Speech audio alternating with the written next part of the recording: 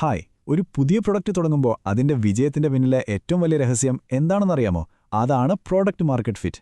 അപ്പോൾ അതെന്താണ്, അതെങ്ങനെ കണ്ടുപിടിക്കാം, എങ്ങനെ അളക്കാം, ഇതെല്ലാമാണ് നമ്മൾ ഇന്ന് നോക്കാൻ പോകുന്നത്. റെഡിയല്ലേ? നിങ്ങളൊരു പുതിയ പ്രൊഡക്റ്റ് ഉണ്ടാക്കിയാണെന്ന് വിചാരിക്കാം. അപ്പോൾ നിങ്ങളുടെ മനസ്സിൽ എപ്പോഴും വരുന്ന, ചിലപ്പോൾ ഉറക്കം പോലും കളയുന്ന ഒരൊറ്റ ചോദ്യമുണ്ടാകും. ശരിക്കും ആ ഒരൊറ്റ ചോദ്യത്തിലാണ് നിങ്ങളുടെ വിജയവും പരാജയവും ഒക്കെ ഇരിക്കുന്നത്. ഇതാണ് ആ ചോദ്യം. നിങ്ങൾ ഇത്രയും കഷ്ടപ്പെട്ട് ചിലപ്പോൾ രാത്രിയും പകലുമിരുന്ന് ഉണ്ടാക്കിയ ആ പ്രൊഡക്റ്റ് അത് ആളുകൾക്ക് ശരിക്കും വേണോ? അവർക്കിതുകൊണ്ട് എന്തെങ്കിലും ഉപകാരമുണ്ടോ?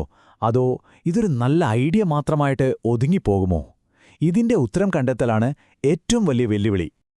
അപ്പോൾ ഈ ചോദ്യത്തിനുള്ള ഉത്തരം കണ്ടെത്താനുള്ള ഒരു യാത്രയുണ്ടല്ലോ, അതിനെയാണ് നമ്മൾ പ്രൊഡക്റ്റ് മാർക്കറ്റ് ഫിറ്റ് എന്ന് പറയുന്നത്. ഇതിലെ ഏറ്റവും നല്ല കാര്യം എന്താണെന്നറിയാമോ? ഉത്തരം കണ്ടെത്താൻ നമ്മൾ വേറെ എങ്ങോട്ടും പോകണ്ട. നമ്മുടെ യൂസേഴ്സ് തരുന്ന ഡേറ്റയിൽ ആ നമ്പറുകൾ തന്നെ ഇതിൻ്റെ സൂചനകളൊക്കെ ഒളിഞ്ഞിരിപ്പുണ്ട്. ശരി, അപ്പോൾ നമുക്ക് അന്വേഷണം തുടങ്ങാം. നമ്മുടെ ആദ്യത്തെ ഭാഗം യൂസർ ബിഹേവിയർ, അതായത് ഉപയോക്താക്കളുടെ സ്വഭാവം.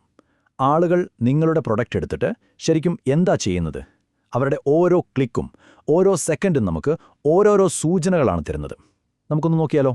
നമ്മൾ ആദ്യം തന്നെ നോക്കുന്നൊരു കാര്യമാണ് കസ്റ്റമർ എൻഗേജ്മെൻറ്റ്. സിംപിളായി പറഞ്ഞാൽ, ആളുകൾ നിങ്ങളുടെ പ്രോഡക്റ്റ് എത്രത്തോളം ആക്റ്റീവായി ഉപയോഗിക്കുന്നുണ്ട്. അവർ വെറുതെ ഒന്ന് വന്ന് നോക്കിയിട്ട് പോവുകയാണോ, അതോ അതിൽ സമയം ചെലവഴിക്കുന്നുണ്ടോ? ഇവിടെ നമ്മൾ കുറച്ച് കാര്യങ്ങൾ ശ്രദ്ധിക്കണം. ആളുകൾ എന്നും വരുന്നുണ്ടോ, അതോ മാസത്തിലൊരിക്കൽ മാത്രമാണോ? ആദ്യത്തെ ഒരാഴ്ച കഴിഞ്ഞ് അവർ പിന്നെയും നമ്മുടെ പ്രോഡക്റ്റ് ഓർക്കുന്നുണ്ടോ? അവർ ഏറ്റവും കൂടുതൽ സമയം ചിലവഴിക്കുന്ന ഫീച്ചറുകൾ ഏതൊക്കെയാണ്? ഇതൊക്കെ വെറും നമ്പറുകളല്ല കേട്ടോ. നിങ്ങളുടെ പ്രൊഡക്റ്റ് ആളുകളുടെ ജീവിതത്തിന്റെ ഒരു ഭാഗമായി മാറുന്നുണ്ടോ എന്നതിന്റെ നേർക്കാഴ്ചയാണിത്. ഓക്കെ, അപ്പോൾ ആളുകൾ നിങ്ങളുടെ പ്രൊഡക്റ്റ് ഉപയോഗിക്കുന്നുണ്ട്, അത് കൊള്ളാം. പക്ഷേ അതുകൊണ്ട് മാത്രം മതിയോ? അടുത്ത ചോദ്യം അതിനേക്കാൾ പ്രധാനമാണ്. അവർക്കത് ഇഷ്ടപ്പെടുന്നുണ്ടോ? കാരണം ഉപയോഗിക്കുന്നതുകൊണ്ട് മാത്രം കാര്യമില്ലല്ലോ, അവർ ഹാപ്പി ആയിരിക്കണം. അവരുടെ ഈ സന്തോഷം അളക്കാനുള്ളൊരു അടിപൊളി വഴിയാണ് നെറ്റ് പ്രൊമോട്ടർ സ്കോർ, അല്ലെങ്കിൽ NPS. ഒറ്റ ചോദ്യമേ ഉള്ളൂ, സിമ്പിൾ. നിങ്ങൾ ഈ പ്രൊഡക്റ്റ് നിങ്ങളുടെ ഫ്രണ്ട്സിനോട് റെക്കമെൻഡ് ചെയ്യുമോ? ഇതിന് നല്ലൊരു സ്കോർ കിട്ടിയാൽ അതിനർത്ഥം എന്താണെന്നറിയോ? നിങ്ങളുടെ യൂസേഴ്സ് തന്നെ നിങ്ങളുടെ ഏറ്റവും വലിയ മാർക്കറ്റിംഗ് ടീമായി മാറിക്കൊണ്ടിരിക്കുകയാണ്. അവർ തന്നെ മറ്റുള്ളവരോട് പറഞ്ഞ് ആളെ കൂട്ടും. യൂസേഴ്സ് ഹാപ്പിയാണ്, അടിപൊളി. പക്ഷേ ആ സന്തോഷം കൊണ്ട് മാത്രം നമ്മുടെ ബിസിനസ് ഓടുവോ? ഇല്ല. അപ്പം നമ്മുടെ അന്വേഷണത്തിന്റെ രണ്ടാം ഭാഗത്തേക്ക് കിടക്കാം, പണം. കാരണം നല്ലൊരു ഐഡിയ എന്നതിലുപരി ഇതൊരു നല്ല ബിസിനസ് കൂടിയായി മാറണം, അല്ലേ? നമ്മുടെ യൂസേഴ്സിന് പ്രൊഡക്റ്റ് ഇഷ്ടമാണെന്ന് കേൾക്കുന്നത് തന്നെ ഒരു പ്രത്യേക ഫീലാണ്.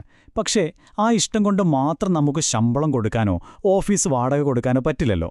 അതുകൊണ്ട് ഈ ബിസിനസ് ദീർഘകാലത്തേക്ക് നിലനിൽക്കുമോ, അതായത് ഇതൊരു സസ്റ്റൈനബിൾ ബിസിനസ് ആണോ എന്ന് നമ്മൾ ഉറപ്പാക്കണം. ഏതൊരു ബിസിനസ്സിന്റെയും ആരോഗ്യം നമുക്ക് ഈ രണ്ട് കാര്യങ്ങൾ വെച്ചടക്കാം. ഒന്ന് CLV, അതായത് കസ്റ്റമർ ലൈഫ് ടൈം വാല്യൂ. ഒരു കസ്റ്റമറിൽ നിന്ന് അവരുടെ ജീവിതകാലം മുഴുവൻ നമുക്ക് കിട്ടാൻ പോകുന്ന ഏകദേശ വരുമാനം. പിന്നെ CAC, അതായത് കസ്റ്റമർ അക്വിസിഷൻ കോസ്റ്റ്. ആ കസ്റ്റമറെ നമ്മളെ പ്രൊഡക്റ്റിലേക്ക് കൊണ്ടുവരാൻ നമ്മൾ എത്ര പണം ചെലവാക്കിയെന്നത്. അപ്പോൾ ഒന്ന് വരവ്, മറ്റേത് ചെലവ്. ഇവ തമ്മിലുള്ള ഒരു ബാലൻസിലാണ് കളിയിരിക്കുന്നത്. അപ്പോൾ എന്തായിരിക്കണം ഈ ബാലൻസ്? ഒരു ബിസിനസ് മോഡൽ സക്സസ്ഫുൾ ആണോ അല്ലയോ എന്ന് തീരുമാനിക്കുന്ന ആ ഒരു മാജിക് റേഷ്യോ എന്താണ്? ഇതാണ് ആ ഗോൾഡൻ റൂൾ. നിങ്ങളൊരു കസ്റ്റമറെ കിട്ടാൻ 1 രൂപ മുടക്കിയാൽ ആ കസ്റ്റമറിൽ നിന്ന് നിങ്ങൾക്ക് കുറഞ്ഞത് 3 രൂപയെങ്കിലും തിരികെ കിട്ടണം. അതായത് CLV എപ്പോഴും CACയുടെ 3 ഇരട്ടിയോ അതിൽ കൂടുതലോ ആയിരിക്കണം. ഇതിൽ കുറവാണെങ്കിൽ അതിൻ്റെ അർത്ഥം നിങ്ങളുടെ ബിസിനസ് മോഡൽ അത്ര ഹെൽത്തിയല്ല, ദീർഘകാലത്തേക്ക് ചിലപ്പോൾ നഷ്ടത്തിലാകാം. നമ്പറുകൾ നമുക്ക് ഒരുപാട് കാര്യങ്ങൾ പറഞ്ഞു തരും, സംശയമൊന്നുമില്ല.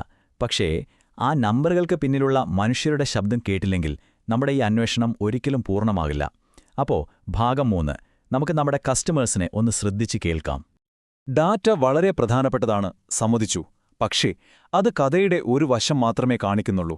ആളുകളുടെ യഥാർത്ഥ ഫീലിംഗ്സ്, അവരുടെ ചിന്തകൾ, ഇതൊക്കെ മനസ്സിലാക്കണമെങ്കിൽ നമ്മൾ അവരോട് നേരിട്ട് സംസാരിക്കണം, അവരെ കേൾക്കണം. ഇതൊന്ന് ശ്രദ്ധിച്ചു കേൾക്കണം. ഈ പ്രോഡക്റ്റ് നാളെ മുതൽ ഇല്ലെങ്കിൽ എനിക്ക് വലിയ നിരാശ തോന്നും. ഇതാണ് പ്രോഡക്റ്റ് മാർക്കറ്റ് ഫിറ്റിന്റെ ഏറ്റവും വലിയ അടയാളം. നിങ്ങളുടെ പ്രോഡക്റ്റ് ആളുകളുടെ ജീവിതത്തിന്റെ ഒരു ഭാഗമാകുമ്പോൾ, അത് ഇല്ലാതാവുന്നത് അവർക്ക് ചിന്തിക്കാൻ പോലും പറ്റാതാകുമ്പോൾ, നിങ്ങൾ ശരിയായ ട്രാക്കിലാണ്. നിങ്ങളുടെ പ്രോഡക്റ്റ് ഒരു നല്ലതുണ്ടെങ്കിൽ ഉപയോഗിക്കാം എന്നതിൽ നിന്ന് ഇതില്ലാതെ പറ്റില്ല എന്നതിലേക്ക് മാറിയിരിക്കുന്നു. അപ്പം നമ്മളെല്ലാ തെളിവുകളും ശേഖരിച്ചു. യൂസേഴ്സ് എന്തു ചെയ്യുന്നു, നമ്മുടെ സാമ്പത്തിക കണക്കുകൾ എന്തു പറയുന്നു, അവരുടെ മനസ്സിലെന്താണ്, എല്ലാം നമ്മുടെ കയ്യിലുണ്ട്. ഇനി ഫൈനൽ വേർഡിക്റ്റ് പറയാനുള്ള സമയമാണ്. ഭാഗം 4, നമുക്ക് ശരിക്കും പ്രോഡക്റ്റ് മാർക്കറ്റ് ഫിറ്റ് ഉണ്ടോ ഇല്ലയോ? അപ്പോൾ ഇതാണ് നമ്മുടെ ഫൈനൽ ചെക്ക് ലിസ്റ്റ്. നോക്കൂ, നിങ്ങളുടെ NPS സ്കോർ 50-ന് മുകളിലാണോ? പകുതിയോളം യൂസേഴ്സ് നിങ്ങളുടെ അടുത്തേക്ക് തിരികെ വരുന്നുണ്ടോ? പിന്നെ നിങ്ങളുടെ പ്രൊഡക്റ്റില്ലെങ്കിൽ വലിയ നിരാശ തോന്നുമെന്ന് 40% കൂടുതൽ ആളുകൾ പറയുന്നുണ്ടോ? ഏറ്റവും പ്രധാനമായി, നിങ്ങൾ മുടക്കുന്ന ഓരോ രൂപയ്ക്കും 3 രൂപയെങ്കിലും തിരികെ കിട്ടുന്നുണ്ടോ? ഈ ടാർഗറ്റുകളൊക്കെ നിങ്ങൾ മീറ്റ് ചെയ്യുന്നുണ്ടെങ്കിൽ അഭിനന്ദനങ്ങൾ, നിങ്ങൾ പ്രൊഡക്റ്റ് മാർക്കറ്റ് ഫിറ്റ് നേടിയിരിക്കുന്നു.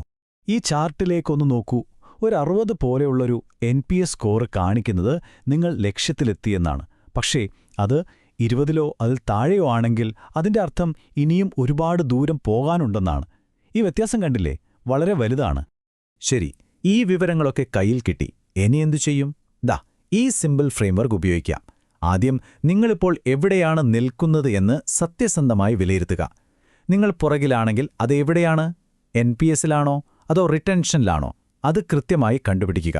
എന്നിട്ട് ആ ഒരു ഏരിയ ഇംപ്രൂവ് ചെയ്യാൻ അടുത്തതായി എന്തു ചെയ്യണം എന്നതിനെക്കുറിച്ച് വ്യക്തമായൊരു പ്ലാൻ ഉണ്ടാക്കുക. ചെറിയ സ്റ്റെപ്പുകളായി മുന്നോട്ടു പോവുക. അപ്പോൾ അവസാനിപ്പിക്കുന്നതിന് മുമ്പ് ഒരു കാര്യം മാത്രം ഓർപ്പിക്കട്ടെ. നിങ്ങളുടെ കയ്യിലുള്ള ഡാറ്റ, നിങ്ങളുടെ യൂസേഴ്സിന്റെ ഫീഡ്ബാക്ക്, ഇതെല്ലാം നിങ്ങളോടൊരു കഥ പറയാൻ ശ്രമിക്കുന്നുണ്ട്. നിങ്ങളുടെ വിജയത്തിലേക്കുള്ള വഴി കാണിച്ചു തരാൻ ശ്രമിക്കുന്നുണ്ട്. ചോദ്യം ഇത്രയുള്ളൂ, ആ കഥ കേൾക്കാൻ നിങ്ങൾ തയ്യാറാണോ?